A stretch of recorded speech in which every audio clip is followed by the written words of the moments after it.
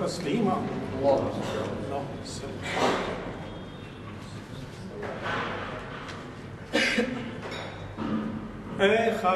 खासाने रसुल वक्त दुआ है। खासाने रसुल वक्त दुआ है। उम्मत पे तेरी आके अजब वक्त पड़ा है। खासाने रसुल वक्त दुआ है। उम्मत पे तेरी आके अजब वक्त पड़ा है।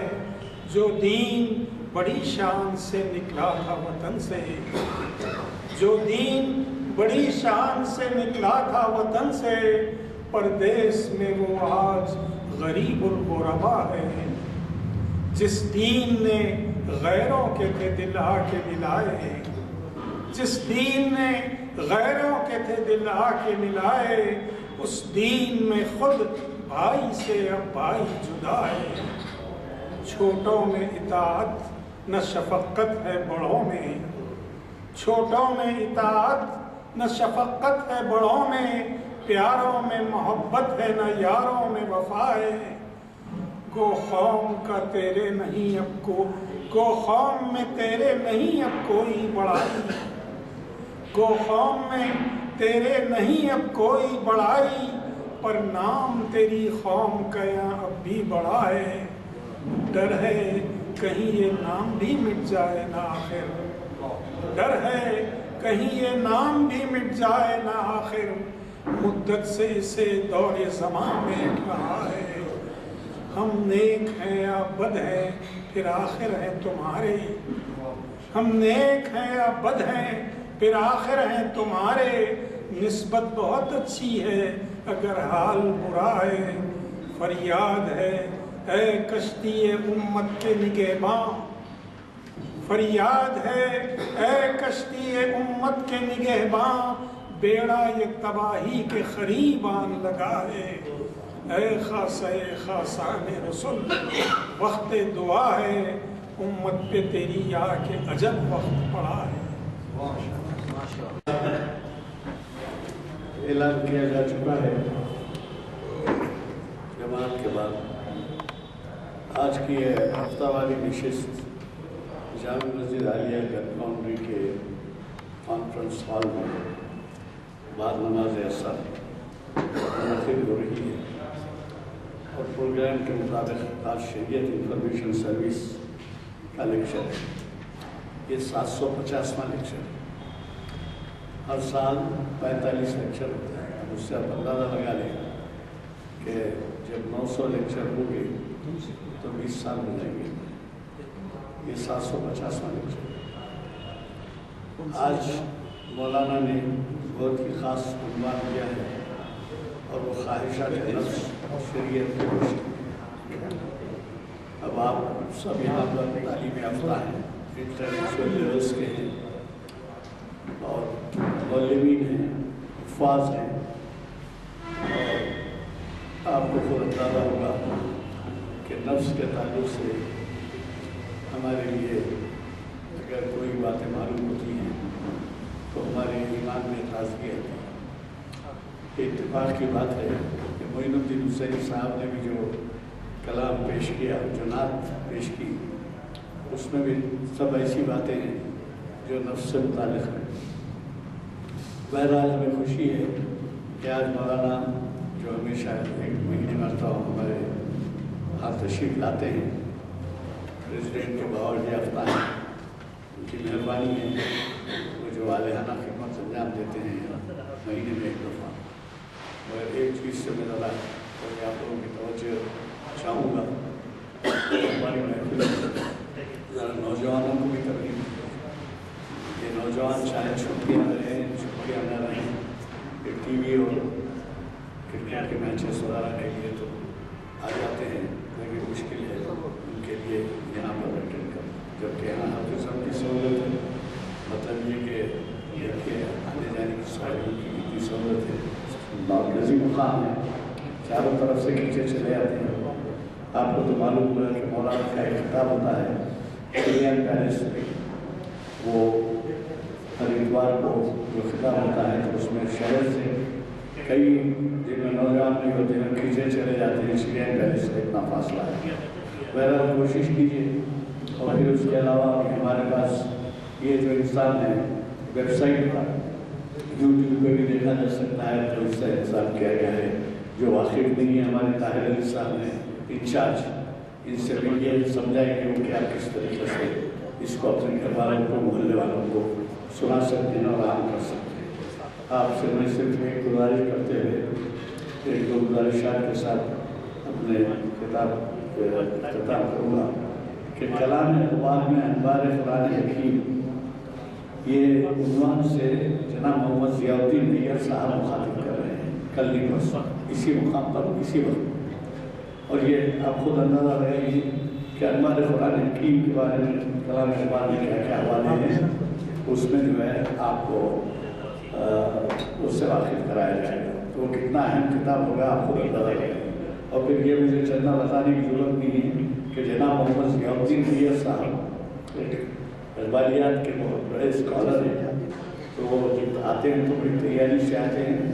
آپ خود یہ محسوس کریں گے کہ یہاں سے آپ خالی ذہن نہیں جائیں گے، بلکہ ایسے جائیں گے کہ کچھ توشہ ساتھ لے کے جائیں گے اپنے مستقبل میں کام آنے کے لیے انوار قرآن حکیم کے بارے میں ان کے خیالات سننے کے بعد آج کی اس محفل کا آغاز ہماری مسجد کے پیشنام صاحب کے کچھ اعلان کلام پاک سے ہوا، اور اس کے بعد ہمارے معین الدین حسینی صاحب ہمارے عاملہ کے رکن بھی ہیں، انہوں نے بہت ہی برموقع اور ایسا کرتا سے اعلان پیش کی کہ وہ جو ہے ہمارے لیے بہت سے علم و ادب کا خزانہ ہے۔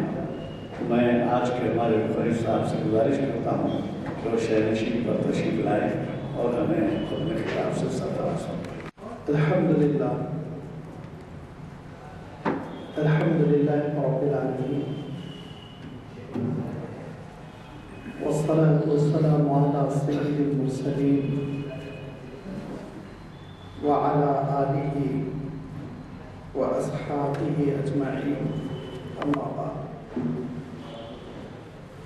فقد قال الله تبارك وتعالى في القرآن المجيد والفرقان الحميد: أعوذ بالله من الشيطان الرجيم، بسم الله الرحمن الرحيم. وأما من خاف مقام ربه ونهى النفس عن الهوى فإن الجنة هي المأوى. صدق اللہ العظیم.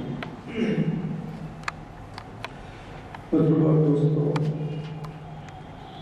جیسے کہ آپ کے سامنے عنوان کے سلسلے میں تعارف کرایا گیا کہ انشاءاللہ آج ہماری گفتگو کا محور پیروی کے جو حدود ہے شریعت اسلامی نے جو خواہشات کی تکمیل کے لیے ہم کو اجازت دی ہے، اور جہاں سے خواہشات نفس کی پیروی ممنوع قرار پاتی ہے، اس پر انشاءاللہ چند الفاظ آپ کی خدمت میں پیش کروں گا۔ یہ دنیا کی زندگی ایسی ہے کہ ہمارے اندر خواہشات کا ایک سمندر ہے جو تلاطم خیز رہتا ہے، موجیں مارتا رہتا ہے۔ شعر و شاعری نہ میرا میدان ہے اور نہ ہی اشعار مجھے یاد رہ پاتے، لیکن یہ شعر بڑا کامن ہے، عام ہے کہ ہزاروں خواہشیں ایسی کہ ہر خواہش پر دم نکلے، بہت نکلے میرے ارمان پھر بھی کم نکلے، شاید ایسا ہی، لیکن پھر بھی کم نکلے۔ یہ دراصل شعر بتلاتا ہے کہ خواہشات کی تکمیل زندگی میں نہیں ہو سکتی، لامتناہی سلسلہ ہوتا ہے، نہ ختم ہونے والا سلسلہ ہوتا ہے خواہشات کا، جس کے لیے عربی میں اللہ تعالیٰ نے قرآن مجید میں جو لفظ استعمال کیا وہ ہے الہوی، اور اسی سے متعلق آیت کی تلاوت بھی کی گئی کہ وَأَمَّا مَنْ خَافَ مَقَامَ رَبِّهِ وَنَهَى النَّفْسَ عَنِ الْهَوَىٰ، جو اپنے نفس کو قابو میں رکھتا ہے اور خواہشات کی پیروی کے لیے نہیں چھوڑ دیتا ہے، فَإِنَّ الْجَنَّةَ هِيَ الْمَأْوَىٰ، جنت ہی اس کا ٹھکانہ ہے۔ عجیب و غریب عربی زبان کا مزاج ہے، اور اس کو آپ یوں نہ سمجھیں کہ میں شعبہ عربی کی ملازمت کرتا ہوں تو حق وفاداری ادا کر رہا ہوں، بلکہ آپ خود عربی زبان پر تحقیق کیجئے، ریسرچ کیجئے، بہت سی خوبصورتیاں ہیں۔ انہی خوبصورتیوں میں ایک عجیب و غریب نادر سی چیز ہے جو دوسری زبان میں ہم کو نظر نہیں آتی، کہ اگر آپ روٹ ورڈ پر غور کریں تو آپ اندازہ کریں گے کہ کن معنوں کے لیے یہ لفظ استعمال کیا گیا ہے۔ وَالنَّجْمِ اِذَا هَوَىٰ، اس کا ترجمہ آپ کسی بھی مترجم کے پاس دیکھ لیں، اور ستارہ جس وقت کہ وہ گرتا ہے، ہوا گرنا، لہذا ہوا کا اصل مفہوم سقوط کا ہے، گرنے کا ہے، اور سقوط نفس خواہشات پہ جو انسان گرتا ہے اس کے لیے اللہ تعالیٰ نے الہوا نام رکھا ہے، گرنے کی کیفیت، اندھا ہو جاتا ہے اس کے پیچھے۔ لہذا عالم کیا ہوتا ہے کہ ابتدا میں یہ خواہشات نفس کی پیروی ہم کو گناہوں میں مبتلا کرتی ہے، اور شریعت اسلامی یہیں پر پابندی عائد کرتی ہے۔ اس بات کی دعوت دیتی ہے شریعت کہ تم غور کرو، جس خواہش کی تکمیل تم کرنے جا رہے ہو آیا وہ جائز بھی ہے کہ ناجائز ہے؟ اگر ناجائز ہے، حرام ہے، تو ہرگز اس کو اختیار نہ کرو، اور اگر جائز ہے تو تم کو اجازت دی گئی، کیونکہ انسان اس فطرت کے ساتھ اس دنیا میں آیا جس میں خواہشات اس کے دل میں پیدا ہوتی رہتی ہیں۔ لہذا اسلام کا مزاج یہ ہے کہ انسانی صفات کو کچل کر ختم نہیں کیا جاتا ہے، بلکہ ان کو صحیح رخ دیا جاتا ہے۔ غصہ ہے، اللہ تعالیٰ نے کیا ارشاد فرمایا؟ وَالْكَاظِمِينَ الْغَيْظَ، کظمہ کے معنی ہوتے ہیں چھپا لینا، دبا لینا، غصے کو چھپا لو، کنٹرول کر لو۔ یہ نہیں فرمایا چھین کے نکال کے پھینک دو، تم کو غصہ نہیں آنا چاہیے، امپاسبل ہے۔ غم ہے، ظاہر ہوتا ہے، نکل پڑتا ہے، آپ کچھ نہیں کر سکتے، لیکن کیا فرمایا اللہ کے رسول صلی اللہ علیہ وسلم نے؟ شور مت مچاؤ، غیر غلط الفاظ نہ کہو، نیاحہ نوحہ یہ چیزیں نہ کرو۔ اللہ کے رسول صلی اللہ علیہ وسلم کے صاحبزادے کی وفات ہو گئی، آپ گھر تشریف لے گئے، اور حضرت ابراہیم کی رضی اللہ تعالیٰ عنہ میت آپ کو اس حال میں گود میں دی گئی کہ آخری سانس انہوں نے آپ ہی کے گود میں لی اور گردن لڑکھڑا گئی۔ اللہ کے رسول صلی اللہ علیہ وسلم کے آنکھوں سے آنسو روا ہو گئے، تو جو لوگ ساتھ تھے اس میں ایک صاحب نے کہا اللہ کے رسول آپ بھی روتے ہیں؟ تو اللہ کے رسول صلی اللہ علیہ وسلم نے کہا ھذہ رحمت، یہ مہربانی، شفقت اور رحمت ہے جو پروردگار نے میرے دل میں رکھی، اگر کسی کے دل میں یہ رحمت نہیں رکھی گئی تو میں کیا کر سکتا ہوں؟ مجھے غم ہوتا ہے، میں روتا ہوں اور آنسو نکلتے ہیں میرے آنکھوں سے، لیکن کہتا ہوا ہوں جو رب راضی جس سے ہوتا ہے۔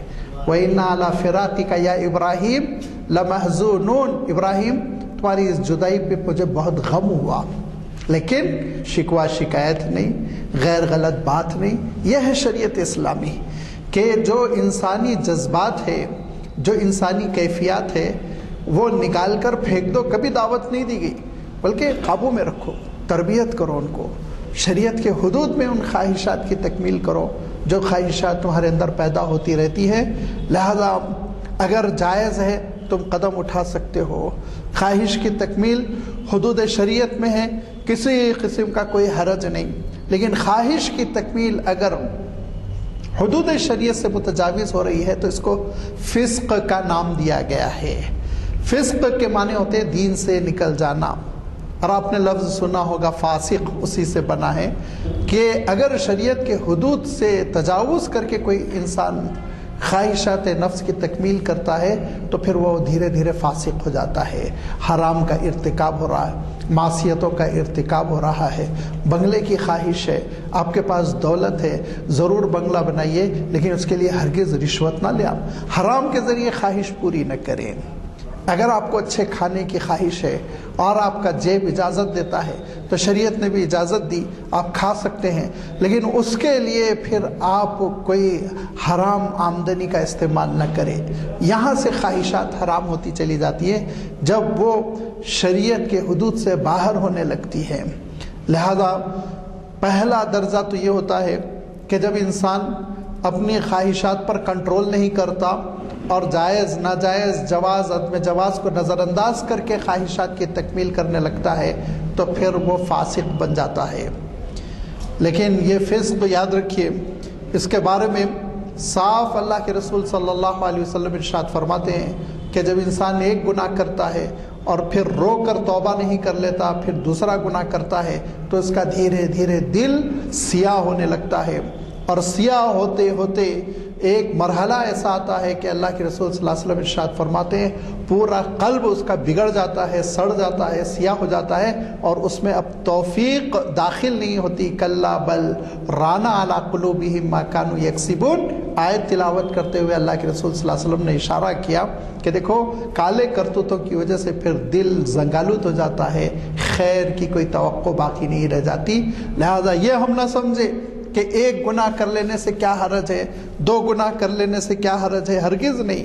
یہاں سے پھر انسان کی فطرت بگڑنے لگتی ہے، مزاج بگڑنے لگتا ہے، دھیرے دھیرے ہدایت کی توفیق کی راہیں مسدود ہو جاتی ہیں اور لینے کے دینے پڑ جاتے ہیں. لہٰذا یہ فسق و فجور، خواہشات نفس کی تکمیل، اس کے پیچھے انسان چلتا چلا گیا. دھیرے دھیرے پھر کیا ہوتا ہے، ایک دوسرا مرحلہ آتا ہے. وہ دوسرا مرحلہ یہ آتا ہے کہ وہ اپنے گناہوں کی تعویل کرتا ہے. پہلے تو یہ کہ آپ نے دیکھا ہوگا بہت سارے نشہ کرنے والے بھی کہیں گے کہ ہاں بھائی ہم نے گناہ کیا، نہیں کرنا چاہیے تھا، کیا کریں گے مول صاحب، لت پڑ گئی ہے، معذرت کا لب و لہجہ رہتا ہے. لیکن ایک مرحلہ ایسے بھی آتا ہے جس میں انسان اپنے گناہوں کی تعویل کرنے لگتا ہے اور ان کو گناہ نہیں قرار دیتا، ان کو پھر مباحات میں سے شمار کرنے لگتا ہے. یہ فکر میں خواہشات نفس کا عمل دخل ہو جاتا ہے، اور پھر جب فکر میں خواہشات نفس کا عمل دخل ہو جاتا ہے تو اللہ تعالیٰ نے اس کو گمراہ کہا، ضلالت کا لفظ استعمال کیا اور ارشاد فرمایا افرأیت من اتخذ الہہ ہواہ وَأَضَلَّهُ اللَّهُ عَلَىٰ عِلْمٍ.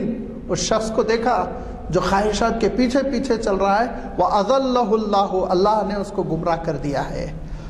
اب عالم یہ ہوتا ہے کہ اپنے گناہوں کی تعویل میں جو چیزیں ہم آج دیکھ رہے ہیں، جو صورتحال ہمارے سامنے ہے کہ گناہ کی لت پڑ گئی، عادت ہو گئی، اب معذرت کا لب و لہجہ نہیں ہے، بلکہ اپنے گناہوں کو مباح قرار دینے کی کوشش، اس کے لیے دلائل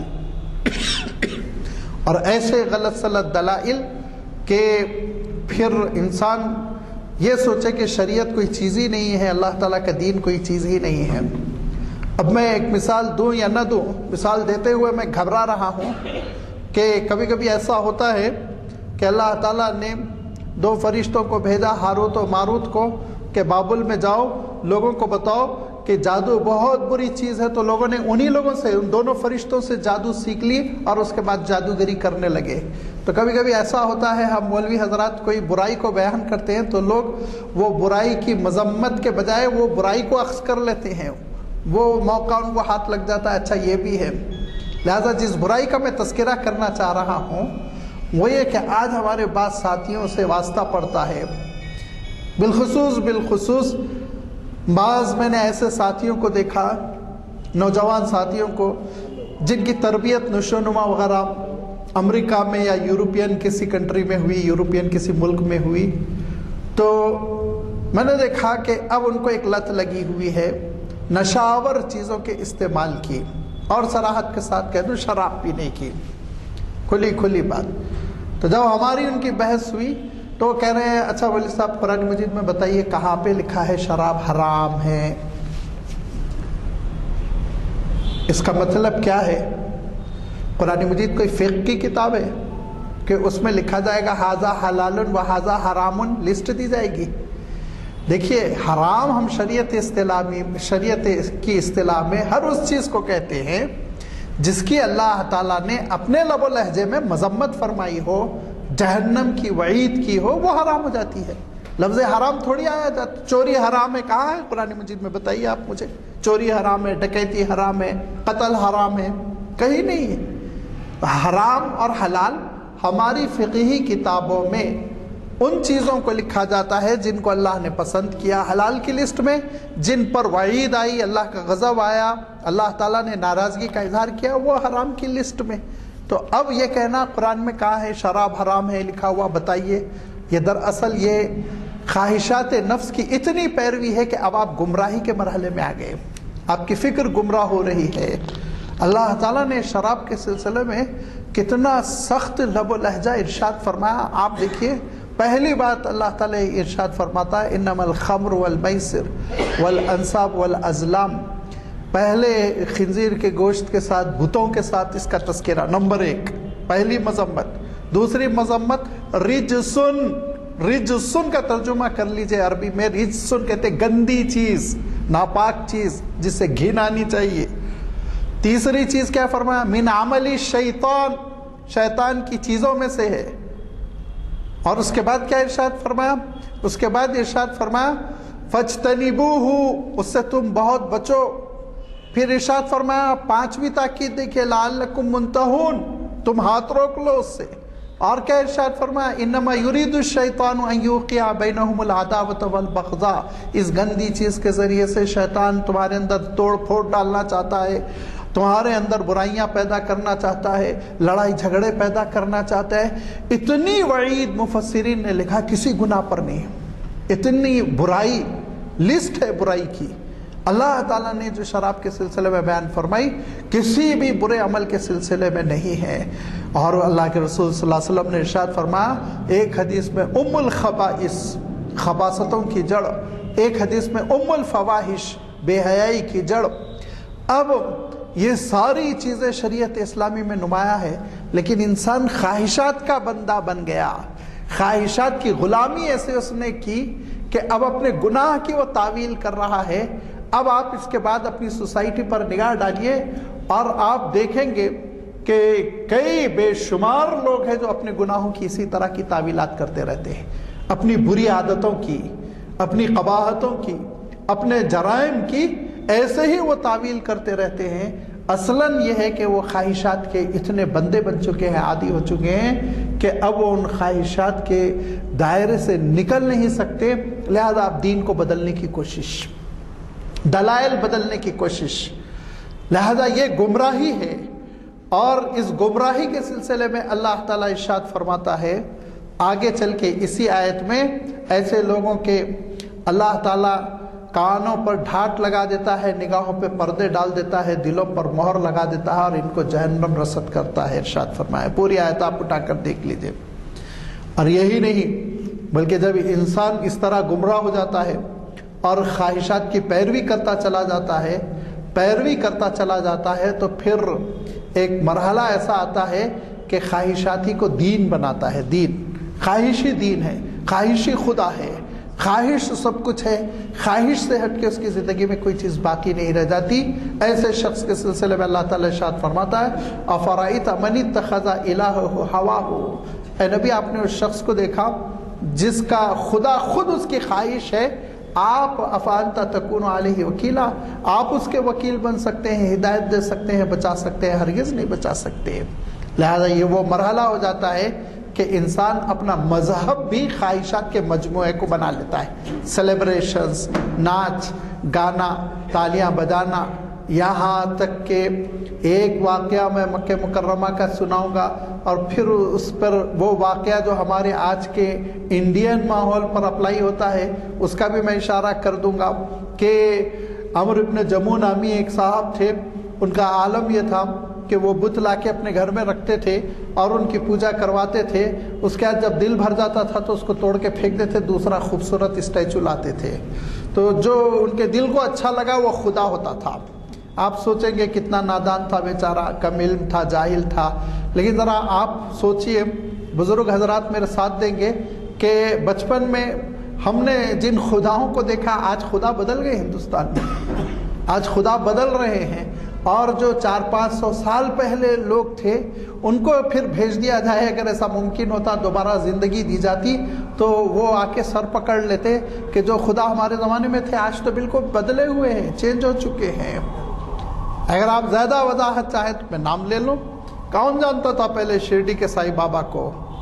کوئی نہیں جانتا تھا. کہاں تھا بچپن میں؟ بتائیے آپ. میں غلط بول رہا ہوں تو آپ میری تردید کیجئے کہ آج سے 40 سال پہلے اور آج سے 30-35 سال پہلے کالے کپڑے پہن کے کہاں صبری مندر لوگ جایا کرتے تھے؟ لیکن آج بن گیا ہے ایک نیا مذہب اور نئی عبادت شروع ہو گئی ہے، نئے مراسم شروع ہو گئے۔ اور وہ دو فقیر تھے، ایک مسلمان تھے، غیر مسلم تھے، ایک پہاڑ کے نیچے مدفون ہے، ایک پہاڑ کے اوپر مدفون ہے، وہ خدا بنے ہوئے ہیں، لوگ سفر کر کر کے جا رہے ہیں ان کے لیے۔ یہ خداؤں کو پھر خواہش کے اعتبار سے بدلا جاتا ہے، منتخب کیا جاتا ہے، سلیکٹ کیا جاتا ہے، یہ گمراہی اس حد تک پہنچ جاتی ہے۔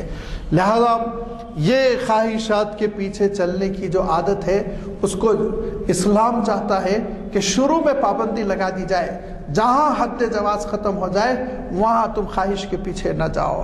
اور اس کے لیے اللہ تعالیٰ نے قرآن پاک میں ایک واقعہ بھی بیان فرمایا، اور وہ واقعہ یہ ہے کہ اللہ تعالیٰ ارشاد فرماتا ہے وَاتْلُ عَلَيْهِمْ نَبَأَ الَّذِي آتَيْنَاهُ آيَاتِنَا فَانْسَلَخَ مِنْهَا فَأَتْبَعَهُ الشَّيْطَانُ فَكَانَ مِنَ الْغَاوِينَ کہ اے نبی اس شخص کا ذکر بھی آپ ان کے درمیان کر دیں جس کو ہم نے اپنے آیتوں کا علم دیا تھا۔ یہ تھے بلعام ابن باعور جو حضرت موسیٰ علیہ السلام کے زمانے میں تھے اور حضرت لوط علیہ السلام کی نسل سے تھے، ایک نبی کی نسل سے تھے۔ اب آپ ذرا اندازہ لگائیے، اور حضرت موسیٰ علیہ السلام کی دعوت پر انہوں نے اسلام قبول کیا، حضرت موسیٰ علیہ السلام کے ہاتھوں ان کی تربیت ہوئی اور تورات کا علم ان کو دیا، نبی و رسول کے ذریعے سے اللہ تعالیٰ نے تورات کا علم دیا۔ کیا مقام ہوگا سوچیے آپ۔ حضرت موسیٰ علیہ السلام نے قرآن مجید کی تفسیر میں یہ واقعات آئے ہیں لیکن سیاہ ستہ وغیرہ میں نہیں ہے تو ذرا سا لوگ قابل اعتنا نہیں سمجھتے، لیکن یاد رکھیے اولڈ ٹیسٹمنٹ کے سفر عدد 22 میں ان کا جو 22واں چیپٹر ہے اس میں تقریباً 35 آیتیں ہیں یا آپ جملے ہیں جو بھی کہہ لیجئے، ان 35 ورسز میں ان کا تفصیل سے تذکرہ ہے۔ وہ ایک سورس ہے اور لازمی بات ہے قرآن مجید کی تفسیر میں جب اشارہ ہوتا ہے تو اس کے معنی کچھ نہ کچھ اس کی حقیقت ہے کہ حضرت موسیٰ علیہ السلام نے ان کو داعی بنا کر مدین بھیجا۔ وہ مدین گئے اور وہاں ایک مشرک بادشاہ کی حکومت تھی اور حکومت نے ان کو نوازنا شروع کیا اور توحید کی دعوت سے وڈرا ہونے پر دینا شروع کر دیا۔ پہلے تو یہ کہا ہوگا کہ آپ عوام میں یہ سب شور مت کیجئے، ہم آپ کو گھر دیتے ہیں اور اس میں آپ گیسٹ ہاؤس میں سکون سے رہیے، لہذا وہ رہنے لگے، دعوت چھوڑ دی۔ پھر کہا ہوگا کہ سرکاری سیلیبریشنز میں شرکت کیجئے، ہم دیکھتے ہیں یہ ہوتا ہے ہمارے ساتھ، سرکاری تقاریب میں شرکت کیجئے اور آپ کو جو ہے معزز عہدہ دے دیا جائے گا۔ اب انہوں نے سرکاری تقاریب میں بھی شرکت شروع کی، دھیرے دھیرے بھجن بھی گانا شروع کیا ہوگا، دھیرے دھیرے پوجا میں بھی بیٹھنے لگے ہوں گے۔ ابھی چھوٹی چھوٹی منسٹری کیا ملتی ہے، کسی کو تلنگانہ میں، کسی کو راجستھان میں، کہ انہوں نے پوجا کرنا اور پوجا میں شریک ہونا گوارا کر لیا۔ یہ ہے خواہشات نفس کی پیروی۔ اب جا رہے ہیں ارتداد کی طرف۔ ارتداد کس کو کہتے ہیں؟ مرتد اس کو کہتے ہیں جو شرک کی کسی ایسی تقریب میں جو خالص مذہبی ہو، پوجا پاٹ، اس میں شریک ہو جائے، اس کی بیوی نہیں رہتی، طلاق ہو جاتی ہے، یاد رکھیے۔ اور ایسا شخص اگر بغیر توبہ کے مرے تو نماز جنازہ جائز نہیں رہ جاتی۔ امام ابو حنیفہ رحمۃ اللہ علیہ کی فقہ اٹھا کر دیکھیے، مسلم قبرستان میں تدفین جائز نہیں رہ جاتی ہے۔ کتنا ہم آگے بڑھتے چلے جاتے ہیں۔ ایسے ہی بلعام ابن باعور آگے بڑھتے چلے گئے اور پھر اس کے بعد سے یہ کہ وہ اس رنگ میں ڈھل گئے، بنگلہ مل گیا، عہدہ مل گیا، دولت مل گئی، کھا رہے ہیں، پی رہے ہیں، چین سے رہ رہے ہیں۔ یہاں تک کہ حضرت موسیٰ علیہ السلام نے ایک دوسرا وفد بھیجا، ایمان والوں کا وفد، ایسا وفد جن کی تربیت اچھی طرح ہو گئی تھی حضرت موسیٰ علیہ السلام کے ہاتھوں، جاؤ وہاں اسلام کی تبلیغ کرو۔ وہ وفد جب آیا تو مشرکوں نے جمع ہو کر بلعام ابن باعور سے کہا کہ یہ وفد آ رہا ہے، اس کے لیے ذرا آپ بدعا دیجئے، کیونکہ ہم نے سنا آپ مستجاب الدعوات تھے۔ وہ جب حضرت موسیٰ علیہ السلام کی خدمت میں تھے تو ان کی دعائیں بھی قبول ہوتی تھی، لیکن اب تو حالت بدلی ہوئی ہے، لہذا انہوں نے دعا کی تو دیکھا زبان میں لکنت ہو گئی، زبان چل نہیں سکی۔ یہ اللہ تعالیٰ نے ان کو الٹیمیٹم دیا تھا، وہ سنبھل سکتے تھے لیکن وہ نہیں سنبھلے اور انہوں نے کہا میں ان کو بدعا دینا چاہ رہا ہوں تو میری زبان کام نہیں کر رہی۔ تو کہا اچھا پھر ہم کو مشورہ دیجئے کہ ہم اس گروپ کو کیسے گمراہ کر دیں، راہ راست سے کیسے ہٹا دیں، اپنے مقصد سے کیسے ہٹا دیں۔ تو سوچ کے کہا کہ دیکھو ایک ہی حربہ ہے، وہ حربہ تم اپناؤ، خوبصورت خوبصورت لڑکیوں کو سامان دے کر بھیجو، کچھ ڈرائی فروٹ، کچھ فروٹ، کچھ کپڑے وغیرہ، وہ بیچنے کے لیے جائیں ان کے درمیان۔ جب وہ خریدتے دھیرے دھیرے لڑکیوں سے بات چیت کریں تو لڑکیوں کی تربیت کر دینا، بڑی نرمی سے بات کریں، اپنی طرف مائل کریں۔ جب وہ ان کی طرف مائل ہو جائیں اور کوئی گناہ کرنا چاہے تو گناہ کرنے دینا، ان لڑکیوں کو کہہ دینا وہ روک نہ لگائے۔ کتنا غلط انہوں نے مشورہ دیا، لہذا لڑکیاں گئی، لیکن امیر جو تھے اس گروپ کے، اس وفد کے، وہ بہت حضرت موسیٰ علیہ السلام کی تربیت میں رہ چکے تھے۔ انہوں نے متنبہ کیا اور انہوں نے اپنے ساتھیوں کو باخبر کیا کہ بہت بری سازش ہے، اگر تم یہ کرو گے تو بہت ممکن ہے کہ تم خنزیر بنا دیے جاؤ گے، بہت ممکن ہے تم بندر بنا دیے جاؤ گے، الرٹ رہو، محتاط رہو، معصیت کا ارتکاب نہ کرو۔ لہذا وفد تو بچا رہا، لیکن ان کے سلسلے میں اللہ تعالیٰ ارشاد فرماتا ہے کہ ان کا عالم یہ ہوا مثلہ کمثل الکلب ان تترکہ یلہث وان تحمل علیہ یلہث، کتے کے جیسے ہو گئے وہ، ان کی مثال کتوں جیسی ہو گئی، اور اخلدہ الی الارض، زمین کو سونگتے پھرتے رہے وہ ساری زندگی، تباہ ہو گئے، برباد ہو گئے، کہیں کے نہیں رہے۔ ہم یہ واقعات سنتے ہیں تو سمجھتے ہیں کہ تاریخ میں ایسے ایکسٹریمسٹ ٹائپ بالکل تباہی کے واقعات ہوئے ہیں، پرانے افسانے ہیں، لیکن آج ہم اپنی زندگی میں دیکھتے ہیں ایسے حادثے ہو رہے ہیں، لوگ دھیرے دھیرے ڈگر سے ہٹ رہے ہیں۔ لہذا خواہشات نفس پر پابندی لگانا، پہلے ہی دن کوئی ناجائز کام آ جائے، نہیں کروں گا، میں نہیں کروں گا، مر جاؤں گا، یہ ایمان ہے، یہ ثابت قدمی ہے، یہ صحابہ کا طریقہ کار ہے، جس کی وجہ سے دنیا میں پھیلتے چلے گئے اور ان کو دنیا نظارے لطف دیتی رہی مختلف چیزوں کی، لیکن کبھی ان کی آنکھیں اس کی طرف اٹھی نہیں، پوری احتیاط کے ساتھ وہ گزرتے چلے گئے۔ یہ کیفیت جب ملت اسلامیہ میں پیدا ہوگی، امت کے جوانوں میں پیدا ہوگی، خواہشات پر جب کنٹرول آئے گا تو پھر اس کے بعد سے آپ دیکھیں گے کہ ہمارے حالات بدلیں گے۔ علاج کی جانب بھی میرا وقت ہوا جا رہا ہے، 2 منٹ میں آپ کو اس کا علاج بھی بتا دوں، اور علاج اس کا وہی ہے قرآنی علاج جو میں نے شروع میں آیت پڑھ دی۔ ارشاد فرمایا اللہ تعالیٰ نے، جو آخرت کو بھلا دیتا ہے نا، پھر وہ نفس کی پیروی کرتا چلا جاتا ہے، کوئی روک ٹوک نہیں رہ جاتی۔ وَأَمَّا مَنْ خَافَ مَقَامَ رَبِّهِ، لیکن جس کو یہ احساس ہوتا ہے رب کے سامنے کھڑے ہو کے حساب دینا ہے، کتنی بار جھوٹ بولا، کتنی بار بے ایمانی کی، کتنی بار میں نے نگاہوں کو غلط منظر دیکھنے میں استعمال کیا، اور اس وقت جب کہ 2 فرشتے گواہ کھڑے ہوئے ہوں گے، اور اس وقت جب میں غفیر ہوگا، جو میرے نام اعمال کو اور میرے حشر کو دیکھ رہا ہوگا، میرے حساب کتاب کو دیکھ رہا ہوگا، وہ ذلتوں کا دن ہوگا، تباہی و بربادی کا دن ہوگا۔ خاف مقام ربہ، رب کے سامنے کھڑے ہونے کا جس کے دل میں خوف ہے، تو پھر اس کے بعد خود بخود وَنَهَى النَّفْسَ عَنِ الْهَوَىٰ، اپنے نفس کو کنٹرول کر لیتا ہے، وہ خواہشات کا پھر بندہ نہیں بنتا، وہ اتباع نفس کے پیچھے پھر نہیں بھاگتا اور خواہشات کے پیچھے نہیں بھاگتا، پھر وہ جواز کی زندگی، اچھی زندگی، تقوی کی زندگی بسر کرتا ہے۔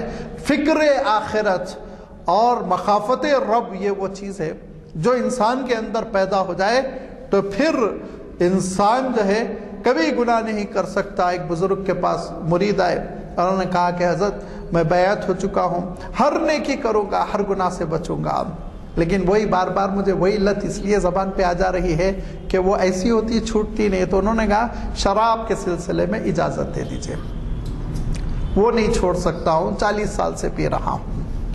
تو ان بزرگ نے کہا اچھا ٹھیک ہے، میں تم کو اجازت دیتا ہوں، لیکن پینے سے پہلے تحقیق کر لینا اللہ میاں نہ دیکھ رہا ہو۔ لہذا وہ گئے، رات کا انتظار کرے، اندھیرا ہو جائے تو پھر اللہ میاں، لیکن رات میں جب بوتل نکالی تو کہا دیکھ تو رہا اللہ تعالیٰ۔